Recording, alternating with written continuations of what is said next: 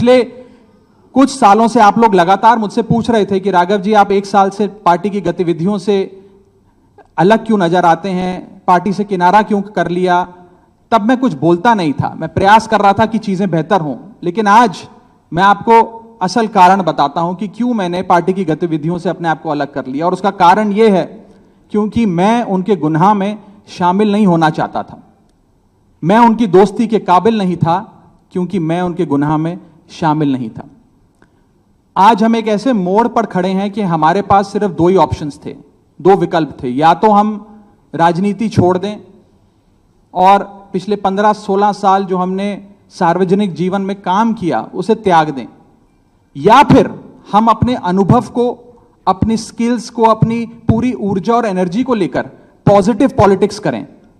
इसीलिए हमने ये डिसाइड किया that we, the 2/3 members of parliament of the belonging to the Aam Aadmi Party in Rajya Sabha, exercise the provisions of the Constitution of India and merge ourselves with the BJP। हम BJP में विलय करते हैं।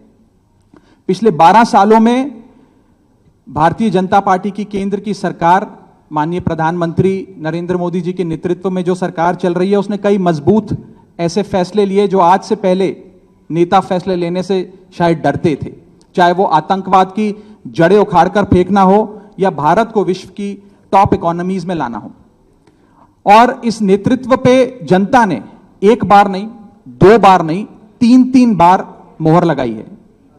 हम सब अपने आप को सौभाग्यशाली महसूस कर रहे हैं कि हम माननीय प्रधानमंत्री नरेंद्र मोदी जी की लीडरशिप में और गृह मंत्री अमित शाह जी की संकल्प शक्ति के साथ जुड़कर बिना रुके और बिना थके देश के लिए काम करेंगे।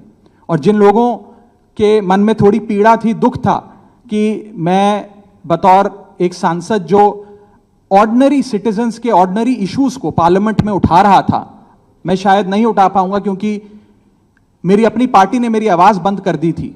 मैं उन्हें भी कहना चाहता हूं कि आप चिंता मत करिए, मैं उसी कमिटमेंट, उसी जोश और उसी एनर्जी के साथ आपके तमाम मुद्दे उठाता रहूंगा।